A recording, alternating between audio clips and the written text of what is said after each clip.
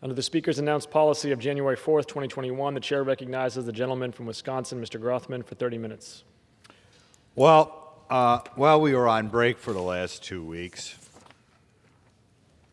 I spent some time at the southern border in three sectors: the San Diego sector, the El Centro sector, and the Yuma sector. And I think it's important that we try to educate the chair of what's going down there. I'll start off by just talking about raw numbers that were recently released. And so our listeners understand when you talk about the border, there are two groups. There are people who want to find the Border Patrol and check in and get a future date for a hearing as they ask for asylum. And there are people who sneak across, which we refer to as gotaways.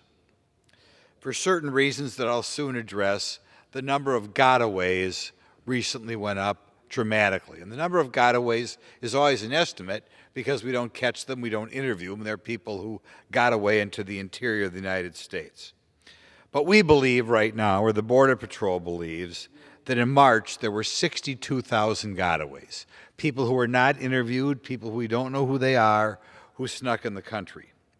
We also believe in March there were 90,000 people let in the country by the Border Patrol, usually asking for an asylum claim.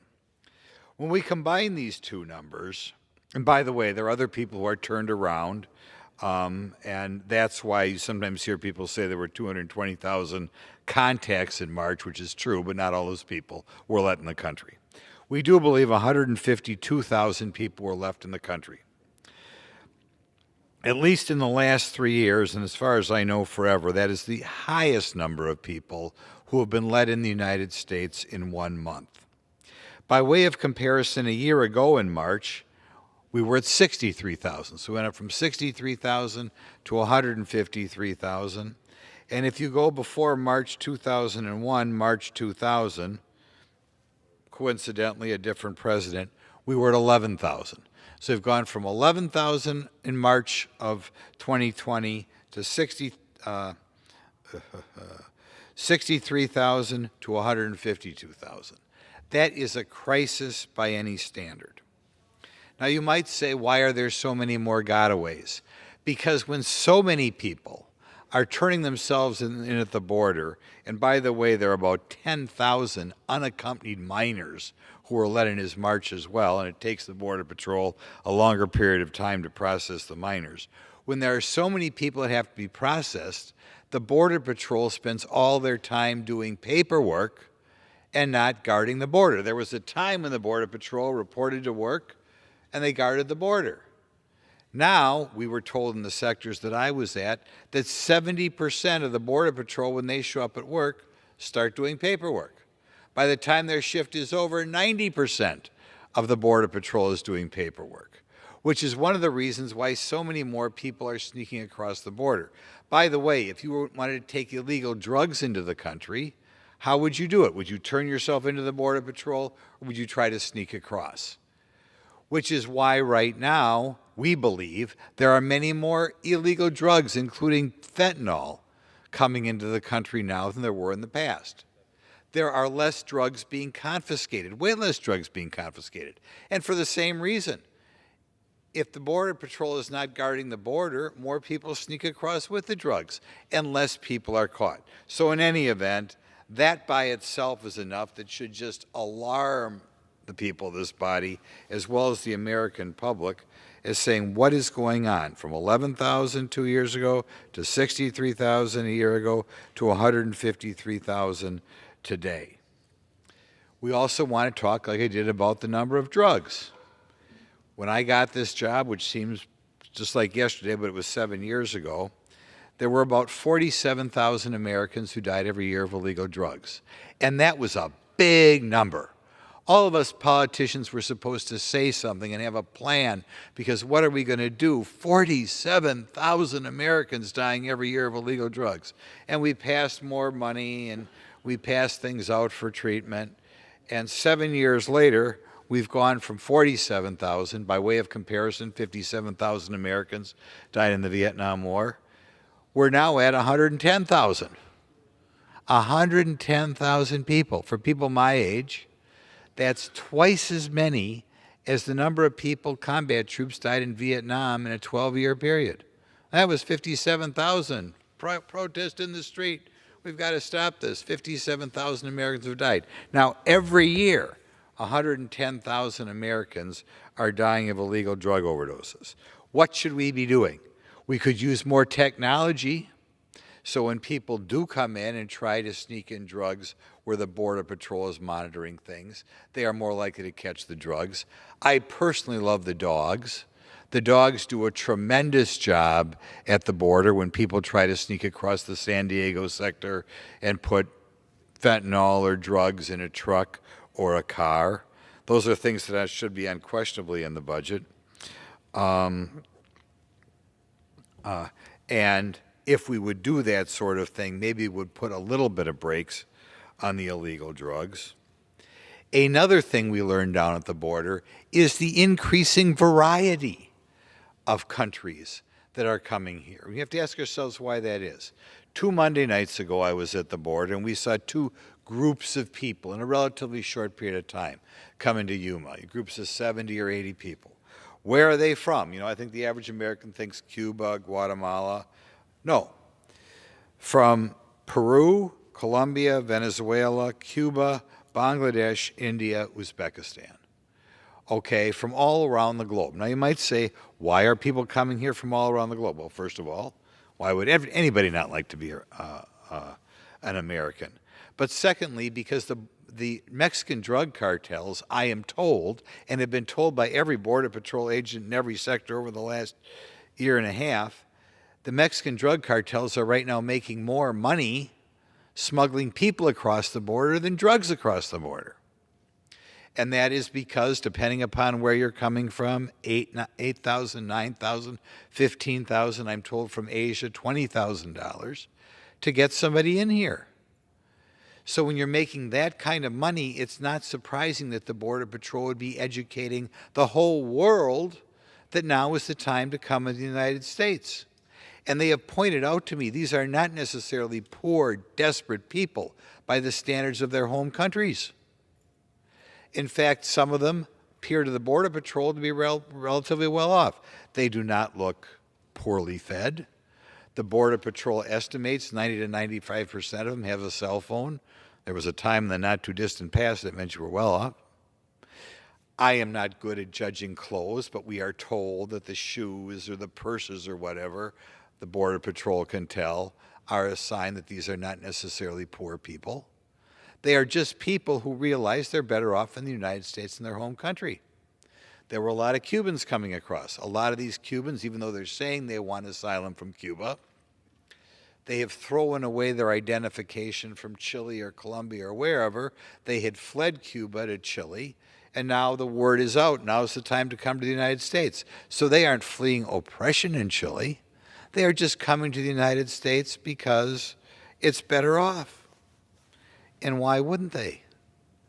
But we have to realize if we're going to continue with the current policy, an unlimited number of people would come here. You look around the globe, China, Indonesia, Brazil, large countries. Almost everybody would be better off in America, which is why tens of thousands, hundreds of thousands from some of these countries are going to continue to flow here unless we begin to put the brakes on the current policies.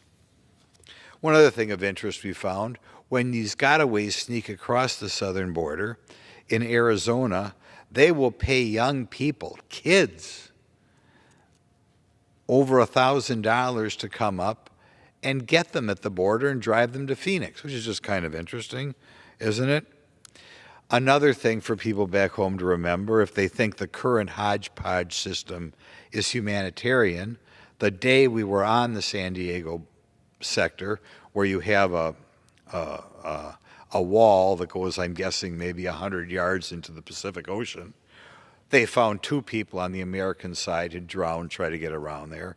I guess the ocean is a lot more difficult to get around than people think, and they look out 100 yards, they figure, I can swim out there, I can get around, and they can't get around. Or they get in a boat, which is more not as seaworthy as they think it is. So many people drown in the ocean trying to come here. And the Mexican government tells us that more people wind up washing up on the Mexican shore than the American shore because their boats sink before they even, get around to the American side. Of course, it's not just in the ocean you see people die coming here. In the Arizona sector, it is not unusual to have people dehydrate to death in the summer sun. Americans, good-natured as we are, they sometimes put out gallons of water in the desert, hoping that people who are dehydrating to death find the gallons of water, but frequently they don't. And as you get further down the border, in the past when I've been on the Rio Grande border, it is again not unusual to have people drown in the Rio Grande. It looks like a shallow river, and they don't realize, the undertow and that sort of thing, and they wind up dying. Women who try to come across, particularly women who try to be with groups that are gotaways and sneak across, the sheriff of one of the counties, and this is another number I find hard to believe, but it's the sheriff, he tells me, one of the sheriffs in Arizona, he believes 80% of the women who are part of these groups that try to be gotaways and sneak across without checking at the Border Patrol, 80% are raped. Isn't that kind of a horrible thing? But the word is out around the world, now is the time to come across, and that's what happens. So, in any event, I encourage the American public and encourage people of all parties here, and especially the Biden administration, to get them going a little and realize we right now 150,000 people a month. And if they change the policy in June like they're talking, the Border Patrol believes that you're going to be working your way up to like 400, 500,000 a month, which again I find hard to believe, but you got to figure the Border Patrol are the experts on this sort of thing. It shouldn't be that difficult to find a good system, and no other country would stand for this. Another thing I've made the point about a year ago, it may be tardy now, but I do think to allow unlimited people to come here makes the American government and the current administration look weak. And I think as far as what happened to Ukraine and what may happen someday in Taiwan, when they look at the United States and say we have a president who's allowing 150,000 people a month to come here and doing nothing about it, I just think it screams America is no longer the leader in the world. So in any event, I hope steps are taken. Hire more Border Patrol, hire more dogs, complete the wall, which would be a big step in the right direction as well, and go back to the policy of allowing people to be held on the Mexican side of the border prior to coming across here, because people are not going to pay the Mexican drug cartels $10,000 or $15,000 to sit on the Mexican side of the border and hope that the hearing goes their way. Again, to emphasize the number, 2 years ago, 11,000 a month, now 152,000 a month. And people shrug their shoulders and say, what could we do? Well, we could adopt the policies we had. We were at 11,000 a month. That would be a good start. So in any event, this is what we learned on the border 2 weeks ago.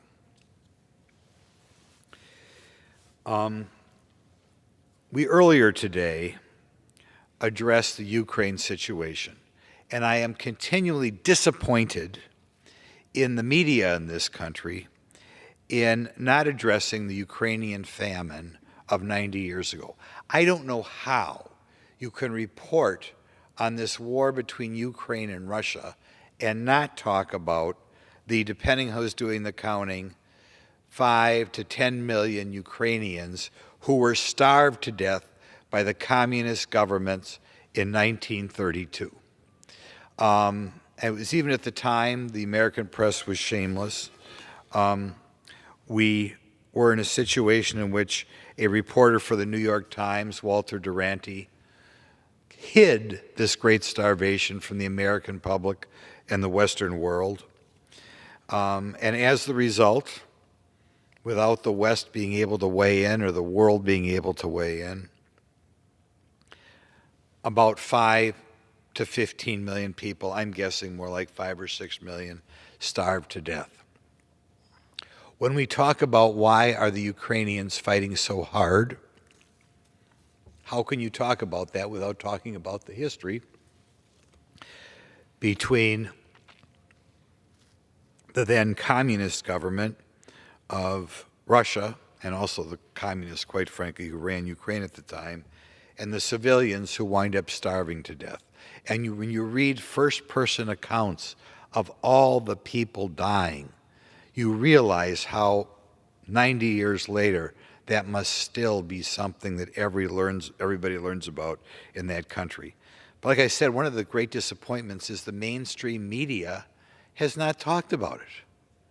Why don't they talk about it? Is because they didn't talk about it in 1932 because their reporters were so left of left, they apparently didn't want to embarrass the Soviet Union with what's going on?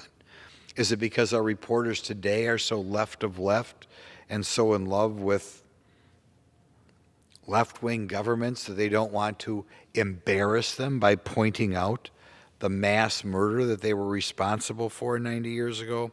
In any event, I encourage all Americans to Google the Ukrainian famine and read some first-person accounts of what were going on down there. And I encourage any members of the media who sometimes, I think, spend time on non-issues and educate the American public a little bit on what was going on between Russia and Ukraine 90 years ago this year. Now, the final issue which we have to talk about, and I think is the most important issue of America under normal circumstances, when our country is not being overrun at the southern border and when we are not facing world war in the Ukraine, and that is the continuous policy encouraged more by the Biden administration and their Build Back Better bill and other things he's doing, to have a means-tested welfare program that discourages work and encourages the breakdown of the family. So you understand the qualifications, and there are over 80 means-tested programs, some of the more well-known ones: food stamps, TANF, which is a cash grant, public housing, earned income tax credit, Pell Grants. All of these programs are based on whether or not you are considered to be in poverty. And if you have a married couple in which both are working or one has a somewhat middle-class job, you will not be considered in poverty and you're not eligible for these programs. But if you have a single parent who is not working or working a little bit, the government considers you in poverty. And once you're in poverty, food stamps, TANF, public housing, which is a big one. I think they underestimate the draw that public housing has. And I can talk about that in a second. The earned income tax credit, which can easily be a check of $6,000 or $7,000 or $8,000 coming in every tax season.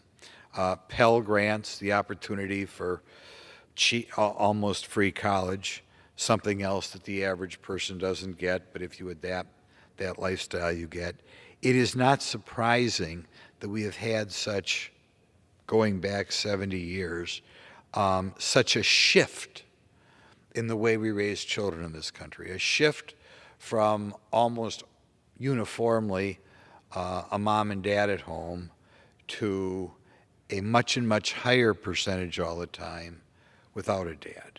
And I realize there are a few people out there who don't want a dad at home. We know, mention one more time, Black Lives Matter on their website.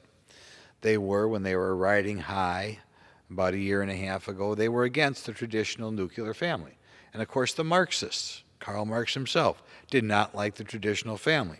So people sometimes think this has been a coincidence in which we've had a breakdown of the traditional family. In part, we have to remember there are people who outright don't like the family. But in any event, I encourage this body, before they pass any more significant legislation, and I encourage the Republicans, if they ever get back in the majority again, to look at these programs and see in a country in which we try to treat everybody equally, why we have these programs that in essence take money from the traditional family and send it to the non-nuclear family. I have been approached by women a few times in my district wondering why their children have to take out the big student loans and go 30 or 40 grand in debt, where maybe they had a sister without a husband in the house and they get free college. I really can't understand why we're so prejudiced against the nuclear family. But that's what we are in America today. And I think there's a lot of talk about equity or equality. We should talk about the degree to which we discriminate against nuclear families in this society and see what we can do about trying to put people more on an equitable basis. That would be a good thing for the Republican Party to work on if they ever do get the majority back, and I hope they do, think they will. But in any event, I would also hope our conservative think tanks, our conservative groups do more to publicize the prejudice that's going on in this society against the nuclear family. Now, I will yield the remainder of my time, and I believe we have some fine congressmen behind me who are anxious to speak. I yield back. Gentleman yields. Under the Speaker's announced policy of January 4th, 2021, the Chair recognizes the gentleman from Pennsylvania, Mr. Perry, for 30 minutes.